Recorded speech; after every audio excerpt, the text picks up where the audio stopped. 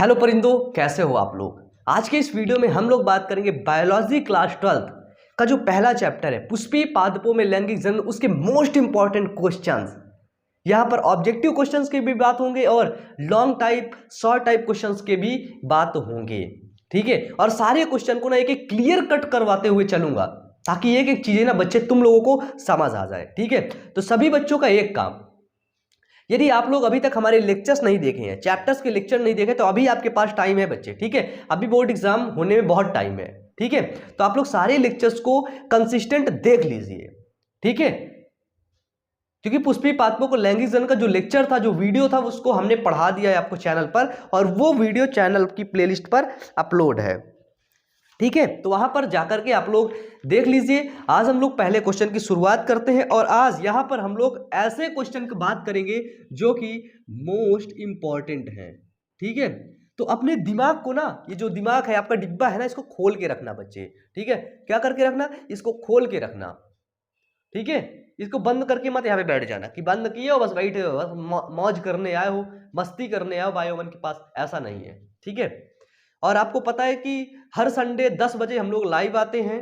ठीक है, तो आप लोग अटेंड होने का प्रयास किया करिए हर संडे 10 बजे। ठीक है, चलिए देखते हैं। पहला क्वेश्चन है कि आवृत बीजी पौधों में पुंकेसर है।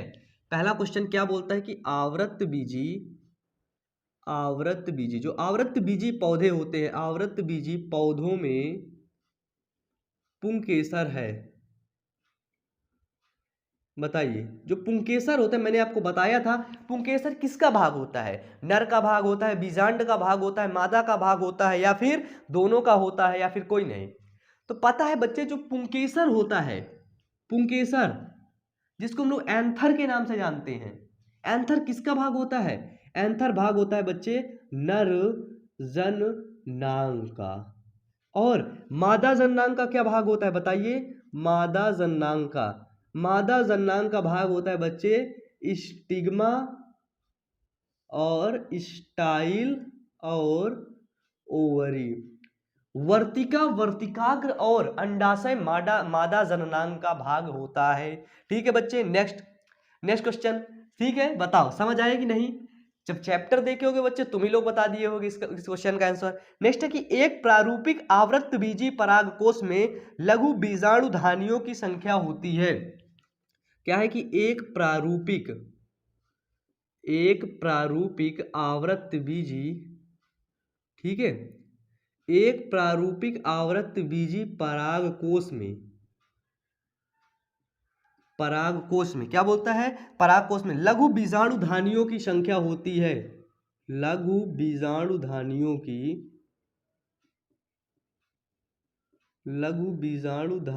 की संख्या होती है। बताइए, जो एक आवृत बीजी का परागकोश होता है बच्चे, उसमें कितनी लघु बीजाणु धानियां होती है। आपको मैं देखो कुछ ऐसा स्ट्रक्चर बनाया था बच्चे, गलत हो गया क्या,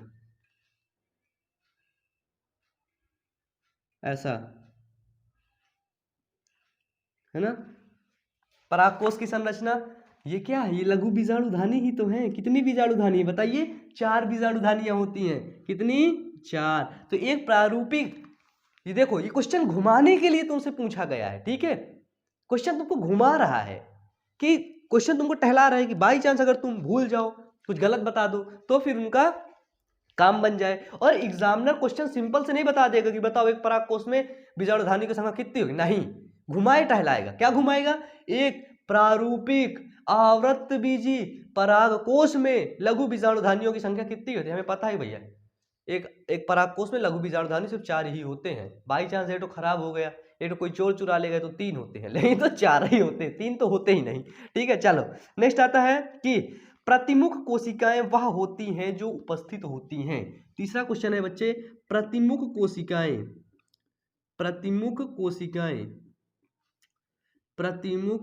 कोशिकाएं वह होती हैं।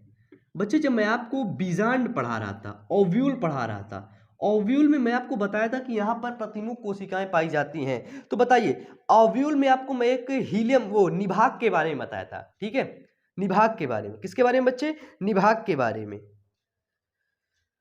ठीक है, तो देखो प्रतिमुख कोशिकाएं क्या होती है, निभाग, जिसको हम लोग चलाजा बोलते हैं। ठीक है, बीजांड जब पढ़ाया था मैं आपको निभाग के बारे में बताया था ना, चला जा, चला जा, मार दूंगा नहीं तो चला जा यहाँ से, चैनल छोड़ के चला जा, है बायोमन चैनल पर आ जा। अरे सोची सॉरी, चला जा, कहाँ चला जा, बायोमन मोटिवेशन पर। ए बच्चे चला जा, सभी बच्चे चला जाएं बायोमन मोटिवेशन पर। ढेर सारे मोटिवेशनल वीडियोस को देखने के लिए आप लोग बायोमन मोटिवेशन पर जाकर के मोटिवेशनल वीडियोस को देखिए। ठीक है बच्चे, चलो। प्रतिमुख कोशिकाएं वह होती हैं जो उपस्थिति होती हैं निभागीय छोर पर, अंडद्वार छोर पर, मध्य छोर पर और इनमें से कोई नहीं। तो बच्चे निभागीय छोर पर, कहाँ पर, निभाग, चला जा। तो जो प्रतिमुख कोशिकाएं होती हैं वो निभागीय छोर पर उपस्थित होती हैं, निभागीय छोर पर उपस्थित होती हैं। ठीक है बच्चे, जो प्रतिमुख कोशिकाएं होती हैं वो निभागीय छोर पर उपस्थित होती हैं। ठीक है बच्चे, चलो नेक्स्ट क्वेश्चन। नेक्स्ट क्वेश्चन आएगा कि बहुभ्रूणता की खोज किसने की? बहुभ्रूणता की खोज बताइए, बहुभ्रूणता की खोज बताइए बच्चे। देखो मुंह लटका के ना चुपचाप देखो मत, कहीं ना कंफर्ट मत हो, थोड़ा जोश में आओ, थोड़ा पढ़ने आए हो, मजाक करने नहीं आए हो। जोश लाओ, एनर्जी लाओ अपने बॉडी में। ठीक है, अपने ब्रेन को सिग्नल भेजो कि चाचा तैयार हो जाओ, पढ़ने आए हैं, वो भी बायोअमन से। ठीक है, और जो बच्चा बायोअमन से पढ़ने आता है उसके पास फुल ऑफ एनर्जी रहती है, 100% एनर्जी रहती है। मेरे पास अभी पढ़ाने के लिए 100% एनर्जी है। अभी 5 घंटे का लेक्चर अभी तुम लोगों को दे सकता हूं। ठीक है, लेकिन तुम लोग मुझे नीचे कमेंट बॉक्स में कमेंट करके बताओ कितनी एनर्जी लेके पढ़ रहे हो, कितनी एनर्जी। मुझे पता है 90% बच्चे कंफर्ट में हैं, 90%। सिर्फ 10% बच्चे कमेंट करके बताएंगे सर मेरे पास इतनी एनर्जी है। ठीक है, और नहीं बताएंगे, वीडियो छोड़ देंगे, मुझे पता है वीडियो छोड़ देंगे, बढ़ा देंगे। ठीक है, लेकिन बेटा ये गलती ना तुम लोग अपने साथ कर रहे हो। ठीक है, जो क्वेश्चन पूछो तुरंत जवाब दो उसका, तभी तुम एक्टिव होगे। ठीक है, नहीं तुम अपने साथ धोखा कर रहे हो बच्चे, मेरे साथ नहीं। ठीक है, चलो बहुभ्रूणता की खोज किसने की थी बताइए? महेश्वरी ने, विंकल ने, कूपर ने, लीवेनहॉक ने। तो जो बहुभ्रूणता थी, poly embryony, poly embryony, poly embryony की खोज ल्यूवेनहॉक ने किया था। किसने बच्चे? ल्यूवेनहॉक ने किया था। किसने किया था? ल्यूवेनहॉक ने। अब आपको बता दें कि जो बहुभ्रूणता होती है, बहुभ्रूणता क्या होती है बच्चे? ये क्वेश्चन भी बना था, देखिए। हाँ, ये क्वेश्चन 2018, 2015 और 2020 में पूछा गया है। देखिएगा, बहुभ्रूणता 2018, 15 और 20 और 17 में ये क्वेश्चन पूछा गया है। बहुभ्रूणता की खोज किस, वो बहुभ्रूणता क्या है, बहुभ्रूणता पर टिप्पणी पूछा गया है। ठीक है, किस पर? बहुभ्रूणता पर टिप्पणी। तो बच्चे आपको पता है कि सामान्यतः एक मादा में कितने भ्रूण बनते हैं? एक भ्रूण बनता है, लेकिन कभी कभी आकस्मिक अकस्मात बहुत ढेर सारे भ्रूण बन जाते हैं, जिनसे बहुत ढेर सारे नए जीवों का निर्माण हो जाता है, तो उसको हम लोग बोलते हैं बहुभ्रूणता। ठीक है बच्चे, देखो आप लोग इसको लिखेंगे कि पॉली एम्ब्रियो, अंड कोशिका में, अंड कोशिका के निषेचन के बाद एक बीजांड में प्रायः एक ही भ्रूण बनता है। ठीक है, क्या लिखेंगे कि अंड कोशिका में, अंड कोशिका में, अंड कोशिका में निषेचन के बाद, ठीक है, अंड कोशिका में निषेचन के बाद, ठीक है, जब निषेचन हो जाता, जब फर्टिलाइजेशन हो जाता है, एक बीजांड में प्रायः एक बीजांड में प्रायः एक ही भ्रूण बनते हैं। ठीक है, एक बीजांड में प्रायः एक ही भ्रूण बनते हैं, हमें पता है एक ही भ्रूण बनते हैं। कभी कभी अज्ञात कारणों से या अन्यान्य कारणों से एक बीजांड में एक से अधिक भ्रूण बनते हैं, यह क्रिया बहुभ्रूणता कहलाती है। ठीक है, कभी कभी अचानक कारणों से एक बीजांड में, ठीक है, अचानक कारणों से एक बीजांड में बहुत सारे भ्रूण बनते हैं। ठीक है, एक बीजांड में बहुत सारे भ्रूण बनते हैं, तो इस क्रिया को बहुभ्रूणता कहते हैं। तो इस क्रिया को बहुभ्रूणता कहते हैं, पॉलीएम्ब्रियोनी कहते हैं। ठीक है। अब आप लिखेंगे इसके आगे कि अनेक आवृत्तबीजी पौधों को यह बात सामान्य प्रक्रिया होती है, संतरे तथा अन्य उदाहरण के अतिरिक्त भ्रूणों की उत्पत्ति बीजांडकाय से होती है। कहाँ से होती है? तुम बढ़ा बढ़ा के लिख सकते हो, ठीक है। यदि आप लोगों से पूछ लिया जाए कि बहुभ्रूणता का आप लोग एग्जाम्पल दे दो, उदाहरण दे दो, तो ये उदाहरण है इसका यूलोफिया और सिब्बिडियम, ठीक है। यूलोफिया और सिम्बिडियम, ठीक है। यूलोफिया और सिम्बिडियम, ठीक है। यूलोफिया और सिम्बिडियम इसका एग्जाम्पल हो गया। पॉलीएम्ब्रियोनी, बहुभ्रूणता का एग्जाम्पल, ठीक है बच्चे, ठीक है। बताओ परागकण और निषेचन, परागण और निषेचन में अंतर बता सकते हो आप लोग? इसको याद कर लेना। परागण और निषेचन बहुत इंपॉर्टेंट क्वेश्चन है बच्चे, ठीक है। परागण क्या होता है? परागण की क्रिया कीटों द्वारा होती है, निषेचन की क्रिया कीटों द्वारा नहीं होती है। परागण की क्रिया, एक पुष्प के परागकण किसी दूसरे पुष्प के वर्तिकाग्र तक पहुंचने की क्रिया को परागण कहते हैं, ठीक है। परागकण का बीजांड से मिलने की क्रिया को अंडाशय अंड से मिलने की क्रिया को निषेचन कहते हैं, ठीक है। फिर आया पर परागण के लिए अनेक साधनों की जरूरत होती है, परागण की क्रिया करने के लिए अनेक साधनों की जरूरत होती है, ठीक है। कीट जाएगा, हवा जाएगी, वायु जाएगा, जल जाएगा, ठीक है। लेकिन निषेचन के लिए किसी भी प्रकार के साधनों का आवश्यकता नहीं होता है। यह क्रिया पहले होती है परागण की क्रिया, परागण की क्रिया के बाद होता है निषेचन पौधों में, ठीक है। इसको याद कर लो, अभी बता दिया हूं, ठीक है। अपने एग्जाम में इसको बहुत अच्छे तरीके से तुम लोग लिख सकते हो, ठीक है, बेहतर तरीके से। अब मुझे उम्मीद है और मुझे विश्वास है अपने पढ़ाई पर, ठीक है। मैंने आप लोगों को बहुत अच्छे तरीके से पढ़ाया और मैंने आप लोगों को अपना बेस्ट से बेस्ट दिया है, और मुझे इस बात पर उम्मीद है कि तुम लोग बहुत अच्छा करोगे बोर्ड एग्जाम में। अब थोड़ा सा परागकण की संरचना देख लो, ठीक है। परागकण की संरचना, परागकण की संरचना, बायोलॉजी पढ़ रहे हो तो टोटल बायोलॉजी बायोमन पर मिलेगी, क्लास 12 की टोटल बायोलॉजी में पढ़ाऊंगा, ठीक है। टोटल बायोलॉजी से बच्चे 70 नंबर का होता है, तो मुझको 70 ही चाहिए। कितने नंबर? 70 ही चाहिए, 65 66 इतने नंबर नहीं चाहिए। 70 का होता है ना, तो बच्चे 70 मुझे चाहिए। और जिस जिस स्कूल में बच्चा मेरा 70 नंबर लाएगा, वहां पर बायो अमन का परचम लहराएगा। वो बताएगा कि बायोलॉजी मैंने फ्री ऑफ कॉस्ट पढ़ी है, बिना 1 रुपए फीस दिए पढ़ी है, बायो अमन भैया से, अमन भैया से बायोलॉजी पढ़े, ठीक है। आप सभी बच्चे बड़े गर्व से बताएंगे बायोलॉजी में मेरे इतने नंबर थे, ठीक है।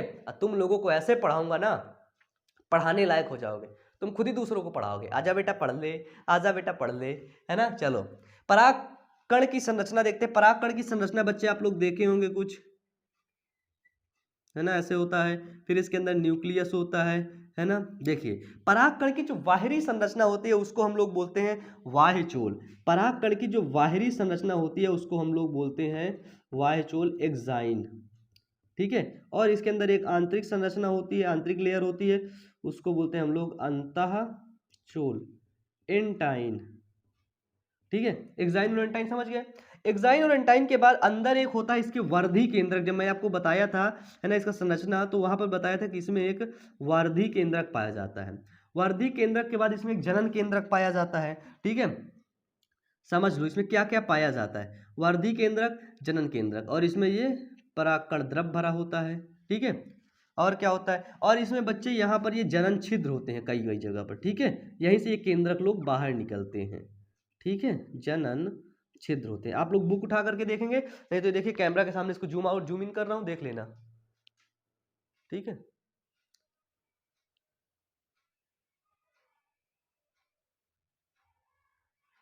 नहीं हो रहा सर, देखिए थोड़ा सा सर, कैमरा फोकस नहीं कर पा रहा। यहां से देख लेना, ठीक है, ये है यहाँ पे, ठीक है। चलो वहां पे बना दिया हूं, देख लो, समझ लिए होगे तुम लोग, ठीक है। चलो बच्चे नेक्स्ट क्वेश्चन देख लेते हैं हम लोग। नेक्स्ट क्वेश्चन होता है कि एक अच्छा क्वेश्चन है, भारतीय भ्रूण विज्ञान के जनक है। अब तुम लोगों को कैमरा के सामने कुछ नहीं दिखाऊंगा मैं, नहीं तो कैमरा फोकस करना बंद कर देता है, वो बेचारा गुस्सा आ जाता है कि यार तुम भी दिखते हो साथ में और कुछ दिखा दे, तो मैं नहीं करूंगा फोकस, इसको मिटा दूं। चलो लिख लो, लिख क्या लो, इसको वीडियो को फिर से दोबारा देखेंगे सभी बच्चे, ठीक है। क्या करेंगे, वीडियो को एक बार और देखेंगे वो लोग। जब वीडियो को एक बार और देखेंगे ना, सारे कॉन्सेप्ट ना क्लियर हो जाएंगे, सारे कॉन्सेप्ट उनके दिमाग में घुस जाएंगे। दूसरा क्वेश्चन है बच्चे, भारतीय भ्रूण विज्ञान के जनक हैं, भारतीय भ्रूण विज्ञान के जनक, भारतीय भ्रूण विज्ञान के जनक। मैं आपको जब पढ़ाया था ना, वहां बताया था कि माहेश्वरी करके ऐसे कुछ है ना, मुझे याद है, सोचो मुझे याद है। तुम लोगों को पढ़ाया था मेरे बच्चे, मुझे याद, तुम लोगों को भी याद है, मुझे पता है। भारतीय भ्रूण विज्ञान के जनक कौन है? Sir जगजीतन Bose, doctor Harvind गोवी Khurana, pro Panchanan Maheshwari, doctor Birbal Sawhney. बिल्कुल सही बच्चे, प्रोफेसर पंचानन महेश्वरी। कौन है? प्रोफेसर पंचानन माहेश्वरी। कौन है? प्रोफेसर पंचानन माहेश्वरी बच्चे भारतीय भ्रूण विज्ञान के जनक हैं, ठीक है। फादर ऑफ इंडियन एम्ब्रियोलॉजी, ठीक है बच्चे।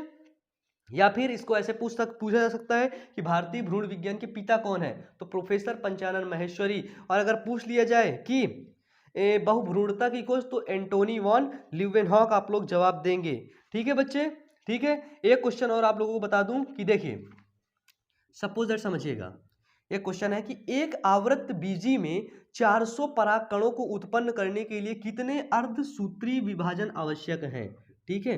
एक आवृत्त बीजी पराग कोश में, एक आवृत्त बीजी पराग कोश में, एक आवृत्त बीजी पराग कोश में 400 परागकण को, 400 पराग कण को उत्पन्न करने के लिए, 400 परागकण को उत्पन्न करने के लिए कितने अर्धसूत्री विभाजन,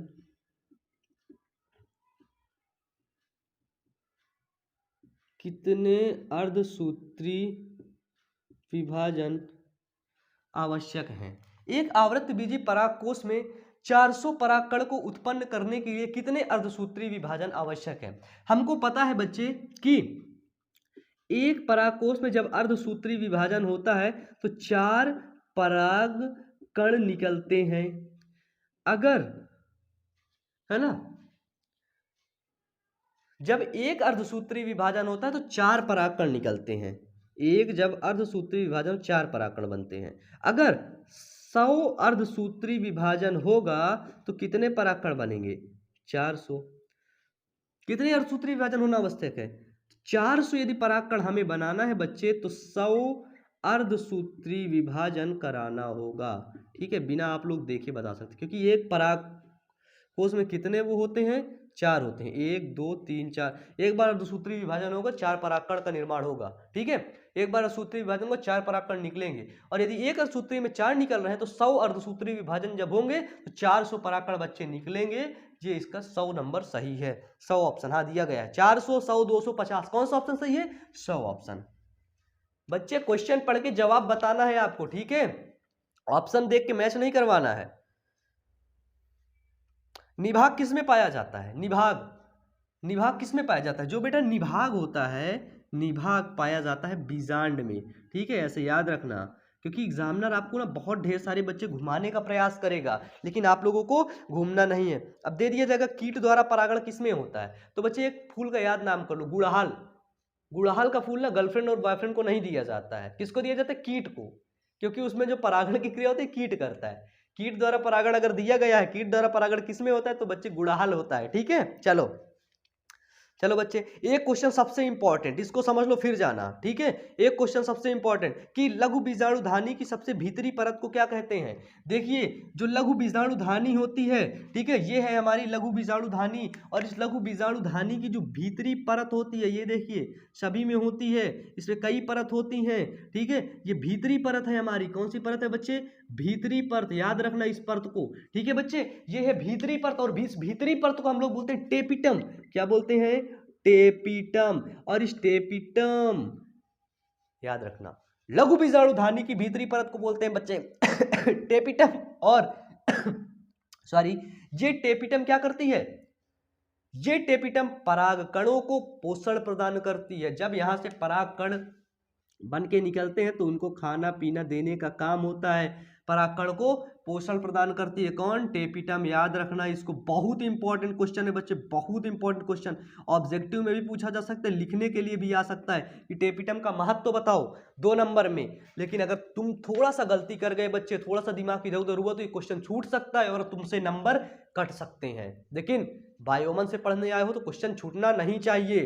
ठीक है बच्चे, ठीक है। चलिए एक क्वेश्चन छोटा सा बस क्वेश्चन और है, इसके बाद हम खत्म कर देंगे। पुष्पी पादप में कौन सा भाग अगुणित होता है? बताओ बताओ। पुष्पी पादप में फंस गए बच्चे। पुष्पी पादप में कौन सा भाग अगुणित होता है? कौन सा भाग अगुणित होता है? अगुणित होता है। अगुणित का मतलब होता है जिसमें यन हो। क्या हो बच्चे? यन हो। एक सेकंड, लाइट कट गई है सर, आप उसी जगह बैठ जाइए, ठीक है। और जब लाइट कटे ना तो तुरंत उसको ऑन कर दिया करिए, ठीक है, डिस्टर्ब हो जाता है। वही जगह बैठिए, अब 2 मिनट बैठिए, बस क्लास खत्म होने वाली है, ठीक है। सिस्टम ऑफ कर दीजिए मेरा। चलिए देखिए बच्चे, फिर से देखिए मैं क्या बता रहा था आपको कि पुष्पी पादप में कौन सा भाग अगुणित होता है। अगुणित का मतलब हैप्लॉइड होता है। हैप्लॉइड का मतलब यन होता है जिसमें आधे क्रोमोसोम पाए जाते हैं। तो बच्चे याद रखना, ये बहुत याद रखने वाली बात है और हमेशा ये काम आने वाली बात है। पुष्पी पादप में जो नर युग्मक होता है, नर युग्मक यानी कि परागकण, पॉलिन ग्रेन्स, वो अगुणित होता है यानी कि हैप्लॉइड होता है बच्चे। Very important, very very very very very very very very important, बहुत ज्यादा इंपॉर्टेंट है, ठीक है।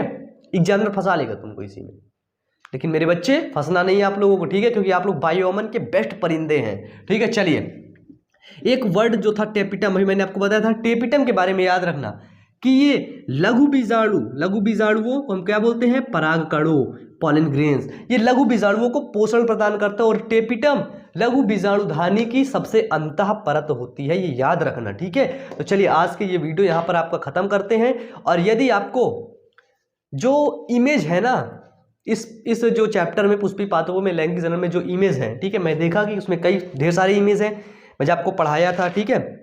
जैसे बीजांड की संरचना हो गई है ना, प्रारूपिक, परिपक्व, आवृत्त बीजी, बीजांड का गुरु बीजाणुधानी, है ना। ये सारी चीज़ें यदि आपको अभी तक नहीं समझ आई हैं तो आप लोग क्या करेंगे, नीचे कमेंट बॉक्स में कमेंट करके बता देंगे टॉपिक का नाम, हम उस टॉपिक पर वीडियो आपको बना देंगे, उस टॉपिक पर वीडियो आपको प्रोवाइड करवा देंगे, ठीक है। तो इसी तरह आप लोग पढ़ते रहिए फुल जोश के साथ, और वीडियो को सभी बच्चे तुरंत लाइक कर दीजिए, जल्दी से वीडियो को लाइक करिए। यदि वीडियो अच्छा लगा हो तो लाइक करने में बेटा आपके पैसे नहीं लगते हैं, लेकिन लाइक देखने से, लाइक के बढ़ने से ना मेरा हौसला बढ़ता है, और जब मेरा हौसला बढ़ता है तो फुल जोश के साथ पढ़ाता हूँ, ठीक है। वैसे भी मेरे पास फुल जोश है ना, बहुत अच्छे तरीके से तुम लोगों को पढ़ाता हूँ। यदि आप लोगों को मुझसे बात करनी है तो आप लोग मुझे इंस्टाग्राम आईडी पर मैसेज कर सकते हैं, उसकी लिंक नीचे डिस्क्रिप्शन बॉक्स पर दी गई है, और आप हमें बायोमन मोटिवेशन चैनल पर भी सब्सक्राइब कर सकते हैं, ठीक है बच्चे। तो चलिए पढ़ते रहिए, मेहनत करते रहिए। Wish you all the best, thank you.